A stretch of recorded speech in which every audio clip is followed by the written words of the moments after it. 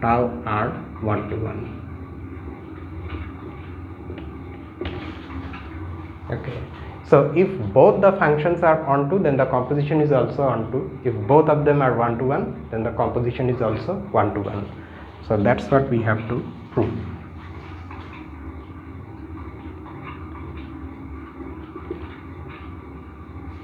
Okay, so let us prove the first one first.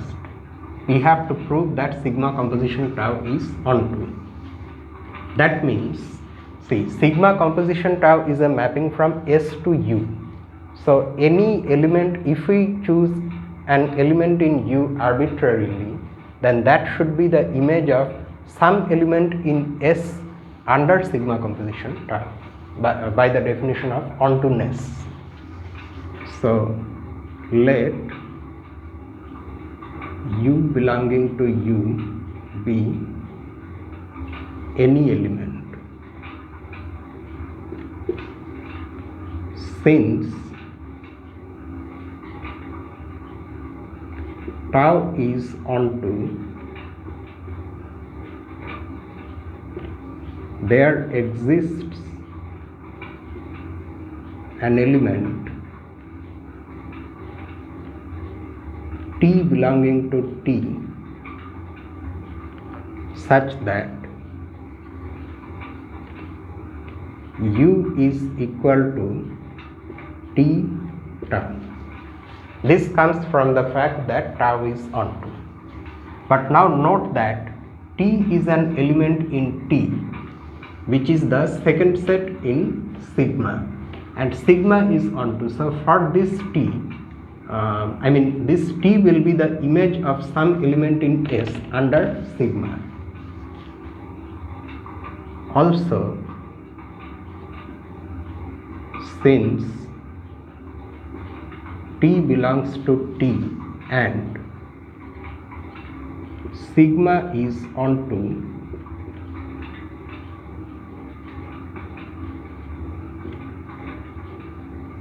there exists an element S in S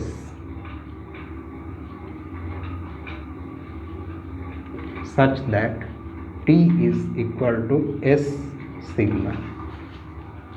Okay, I need some ink.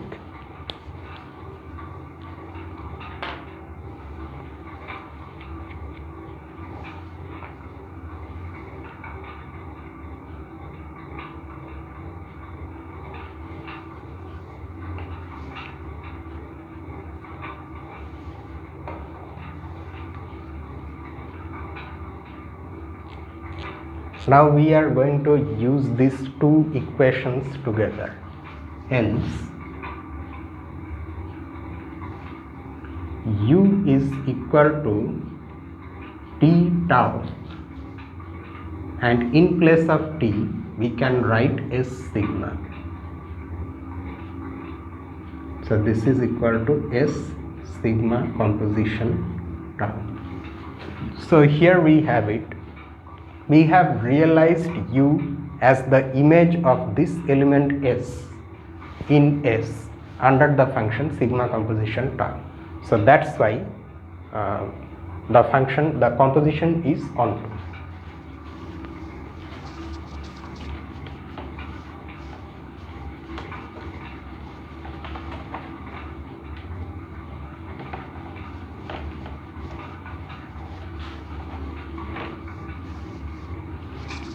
Hence,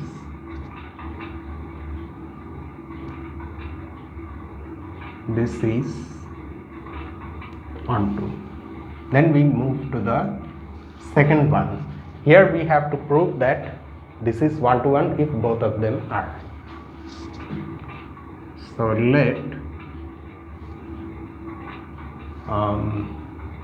okay, so according to the definition of 1 to 1-ness, we have to take two distinct elements in S and show that their images under sigma composition tau are also distinct. So let S1 and S2 be two elements in S such that S1 is not equal to S2. Since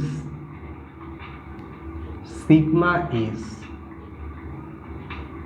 1 to 1,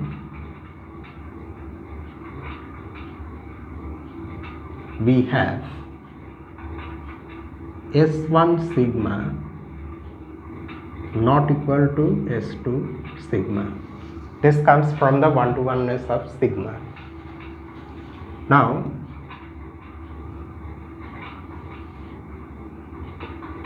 since S1 sigma and S2 sigma are elements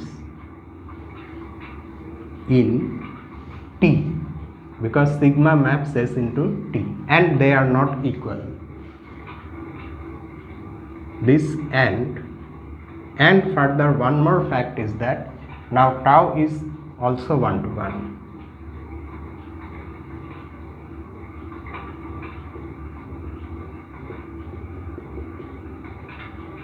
So we have S1 sigma tau is not equal to S2 sigma tau. This implies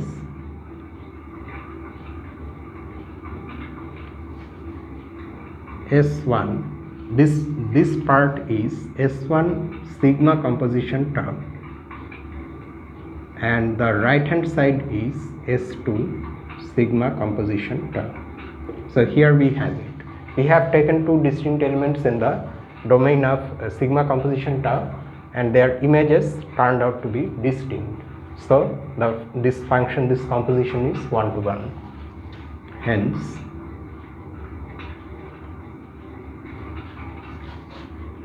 is 1 to 1. Okay, and that ends the proof of this second lemma. Now there is one more result which is also important. Actually these results that we are proving one by one, they are eventually going to be accumulated as a single theorem, and that theorem will give rise to group theory. That's why we are doing these things. Then we have lemma, the third lemma. The mapping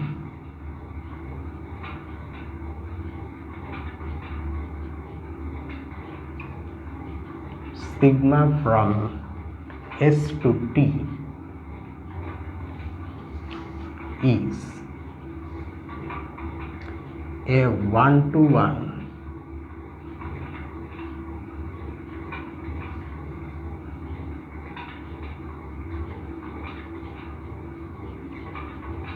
correspondence. We have not said what a 1 to 1 correspondence is, so we have to say it here in the statement itself. Actually in the text, this lemma, the statement comes after the proof. So the proof is started as just a discussion, and at the end of that discussion this lemma is the conclusion. So that's how the thing is presented. So in that discussion itself, the author has said what a 1 to 1 correspondence is. So since we are not going like that, we are stating the lemma first and then we are going to prove. So here itself we have to say what a 1 to 1 correspondence is.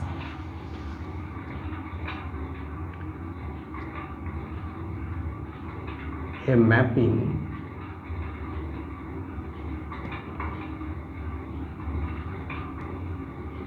that is both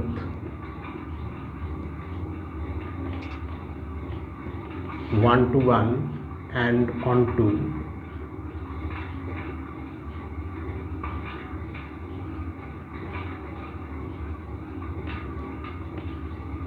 is called a one-to-one correspondence.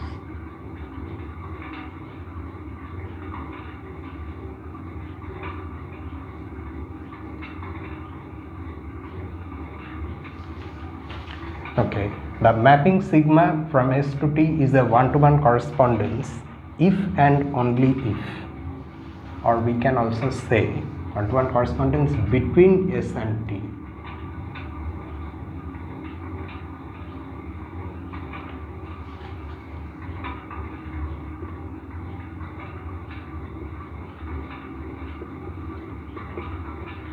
If and only if there exists a mapping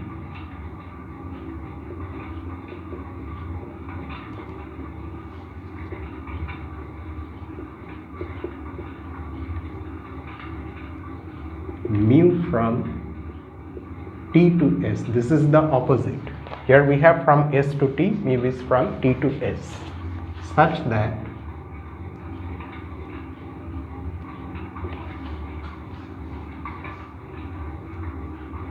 sigma composition mu and mu composition sigma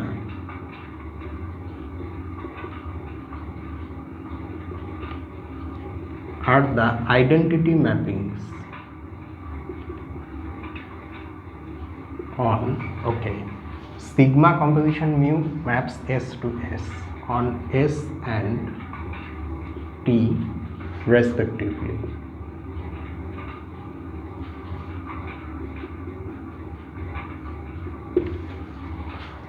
Okay, so what this lemma says is that if we are given a mapping, then that mapping will be one-to-one and onto if there exists another mapping from T to S such that these two compositions, this is the identity mapping on S and this is the identity mapping on T. Conversely, if there exists such a mapping for this map, then this map will be one-to-one and onto. So there are two things actually we have to prove, two implications. So let us go through the proof. First,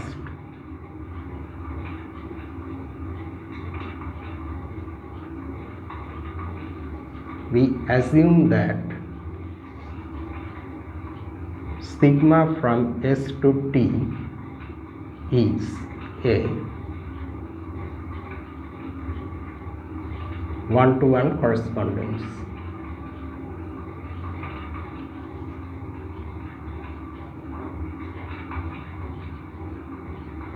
That means sigma is both one-to-one and onto.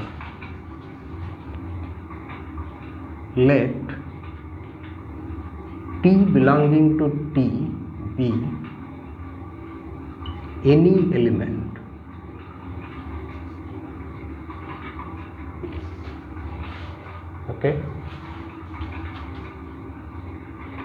since sigma is onto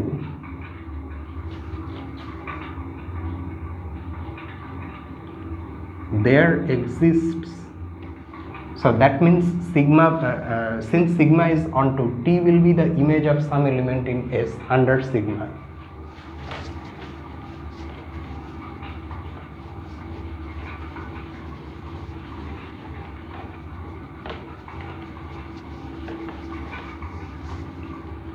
Since sigma is onto, there exists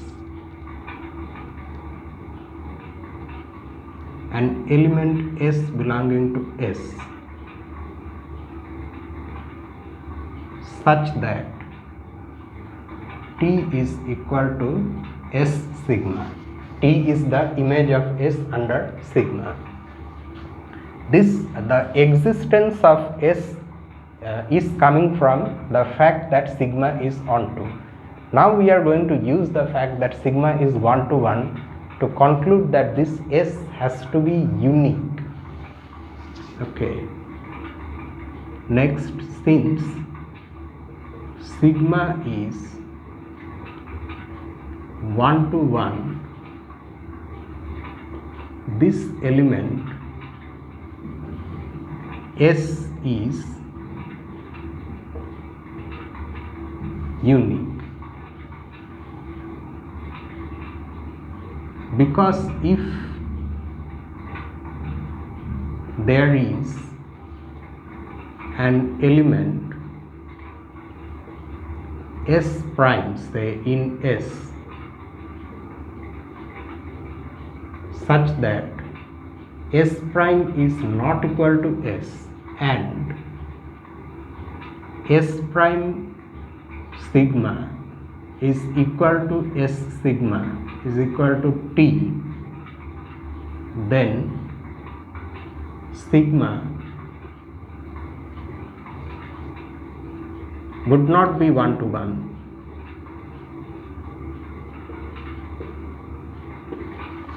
Do you get the point? What we are saying here is that since sigma is 1 to 1, this S is unique. Suppose that is not true. That means there is some element S prime in S which is different from S, and still it plays the same role as S, that is its image is also T. But then what you are having is two distinct elements in S whose images are same, they are not distinct, and that goes against the one-to-one-ness of sigma. So that's why this S has to be unique. Okay, so we can define a mapping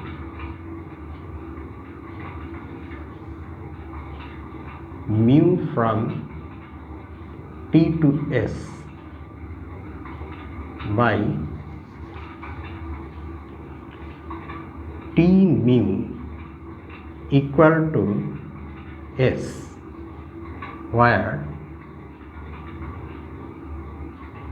S sigma is equal to T. Okay.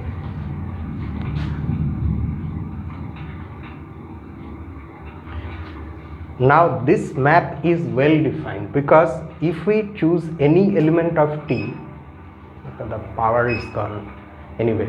So if we choose any element of T, this small t, then there is an image S. What is the rule for that image? The image of that image under sigma has to be equal to T. Existence of this S is coming from the fact that sigma is onto, and the fact that this S is unique for a given T, we have already said it here. It is coming from the fact that sigma is 1 to 1. Note that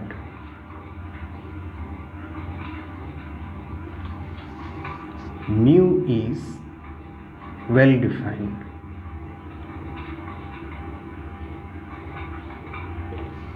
and this mu, if you can recognize, it's nothing but the inverse of sigma. And now we are going to verify that these two compositions are identity mappings on S and T respectively.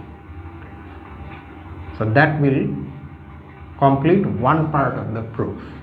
Note that sigma composition mu maps what to what? Sigma maps S to T and mu maps T to S. So sigma composition maps S to itself and sigma composition mu, and mu composition sigma maps T to itself. We now have to just check that they have no effect on the elements of their respective sets whatsoever. Let S belonging to S be, we have already taken S, no? Let us take something else. Let A belonging to S be any element.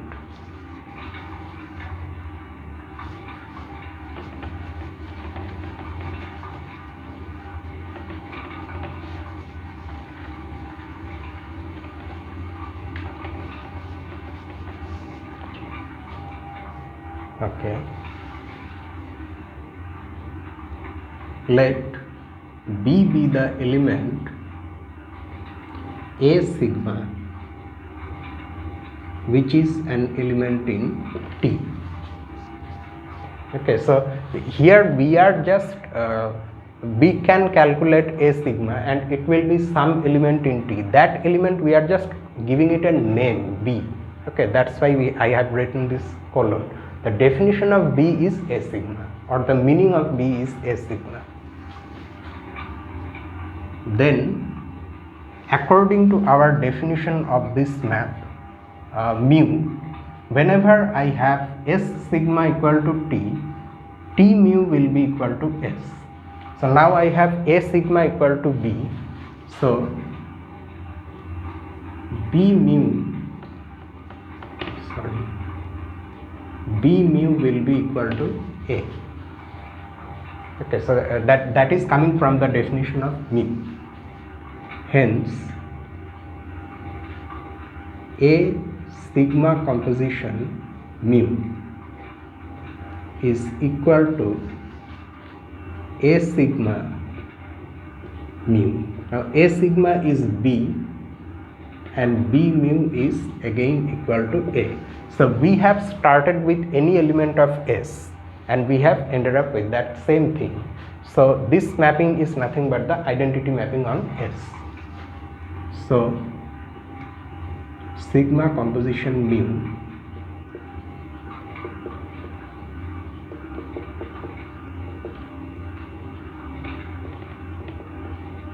is the identity mapping on S.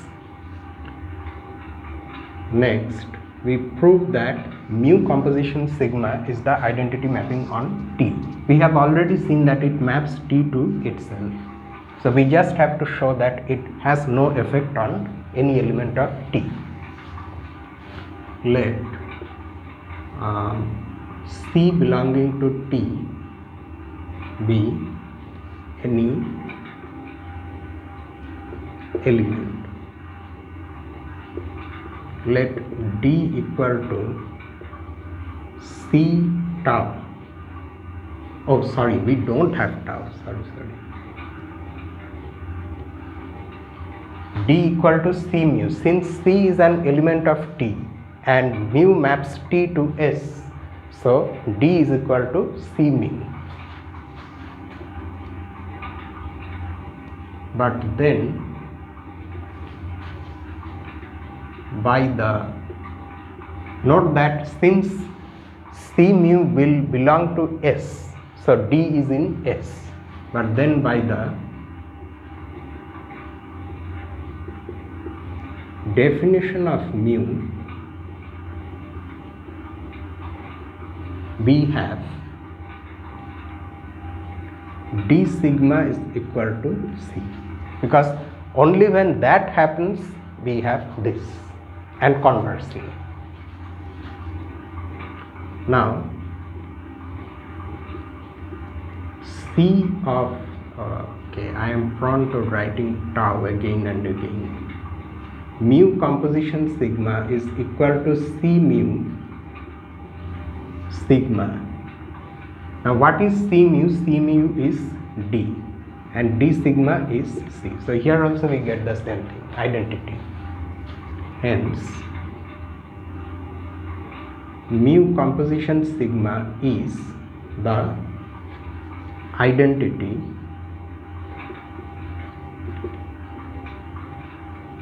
mapping on T.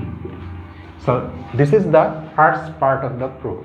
Now we go to the second part, where we assume that we are given a mapping sigma from S to T, and we are also given a mapping mu from T to S, such that sigma composition mu is the identity on S and mu composition sigma is the identity on T.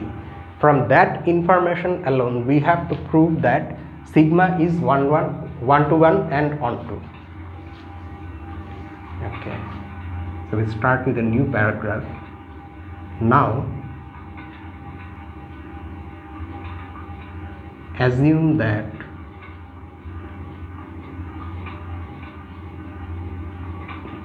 there are two functions. Oh, functions we are not using. You can use functions. Herstein has not said functions here anywhere, so far I can remember. Two mappings. One is sigma from S to T, and the other is mu from T to S. Keep in mind that whatever we have done so far, that is gone. Now sigma is not one-to-one or onto. We have to prove it. Something else is given to us. Two mappings, this and this, such that sigma composition mu and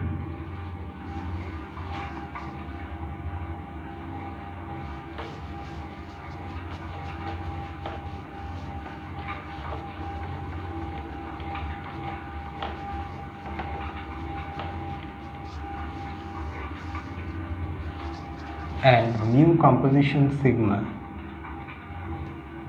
are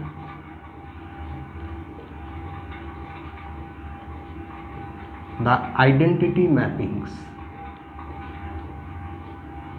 on S and T respectively. We are given only this much. We have to now prove that sigma is one-to-one and onto. Okay.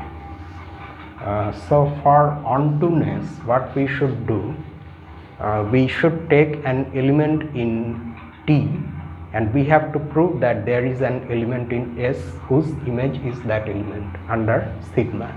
So let us first do that.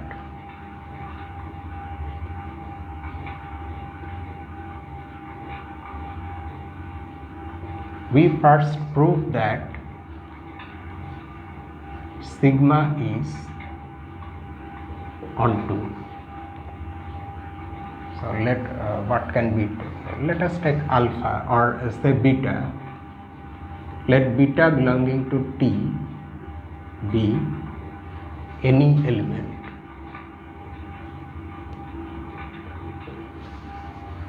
Okay, now what we can use is only this much.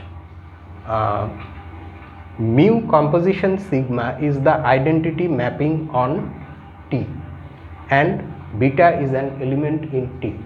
So this map will map beta onto itself, since mu composition sigma is the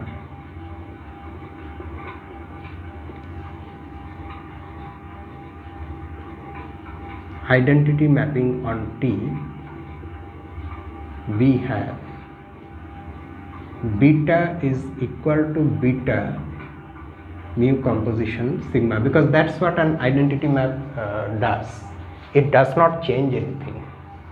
But note that this can be written as beta mu sigma. Okay, according to the definition of composition. Now where is beta? Beta is in T and mu maps T to S. So this beta mu is in S. Thus we have found an element beta mu in S such that beta is equal to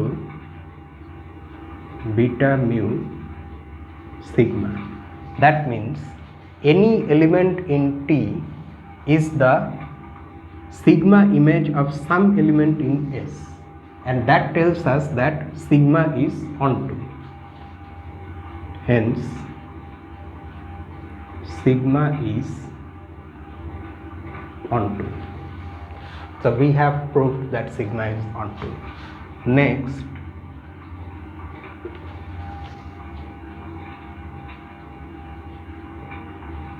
we prove that sigma is 1 to 1. Okay, so that means for 1 to 1ness we have to take two elements in S1 and S2 in S, which are not equal. Then we have to prove that their sigma images are also not equal. Or we can, instead of this implication, we can write the contrapositive. That is, we can prove like this: if S1 sigma is equal to S2 sigma, then that implies S1 is equal to S2. Logically, these two implications are equivalent. If one is true, then the other is true, and conversely. So they are contrapositive of each other. Okay, so now what we can do is we can use the fact that sigma composition mu is the identity mapping on S. Okay.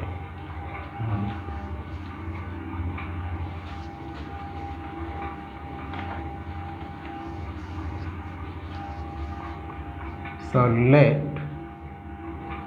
S1 and S2 be two elements in S such that S1 sigma is equal to S2 sigma. Since sigma composition mu is the identity mapping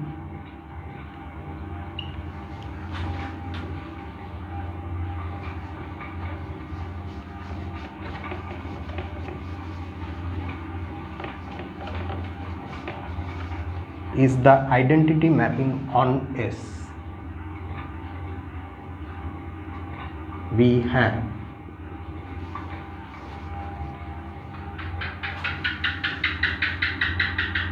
S1 equal to S1 sigma composition mu and S2 is equal to S2 sigma composition mu. The fact that sigma composition mu is the identity map lets us have this. Let us now connect these three things: this equation, and this equation. From this equation, what do we get? We get okay. By the what are these elements? S1 sigma and S2 sigma. These are two elements in T, because sigma maps S into T, which are equal.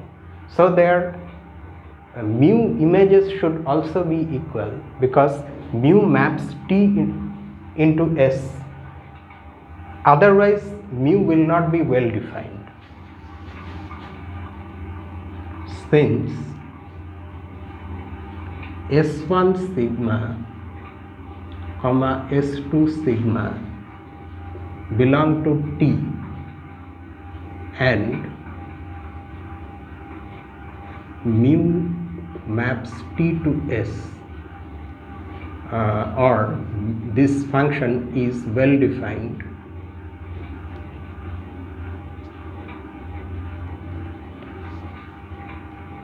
S1 sigma equal to S2 sigma implies S1 sigma mu equal to S2 sigma mu. That is well definedness. But then S1 is equal to S1 sigma composition mu, and this composition means S1 sigma mu, which is according to this equation equal to S2 sigma mu, and this is equal to S2 sigma composition mu. Now you use this equation. This is equal to S2. So we started by taking two elements in S whose sigma images are equal, and we have proved that the elements are equal. So that means sigma is a one-to-one mapping. This proves that sigma is one-to-one, and our proof of the third lemma is now complete in its entirety. Okay, so these lemmas are very important. Now let us have a definition.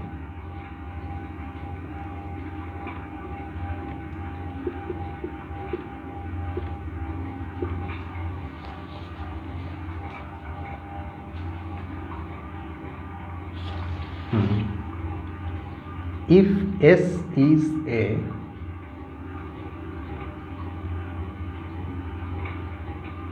non-empty set, then A of S, you write A in brackets, you write S, is the set of all one-to-one mappings of S onto itself.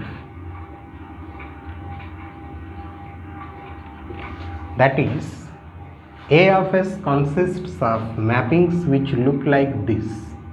They are from S to itself, and they are both one-to-one and onto. That is, A of S is the set of all one-to-one correspondences from S to itself,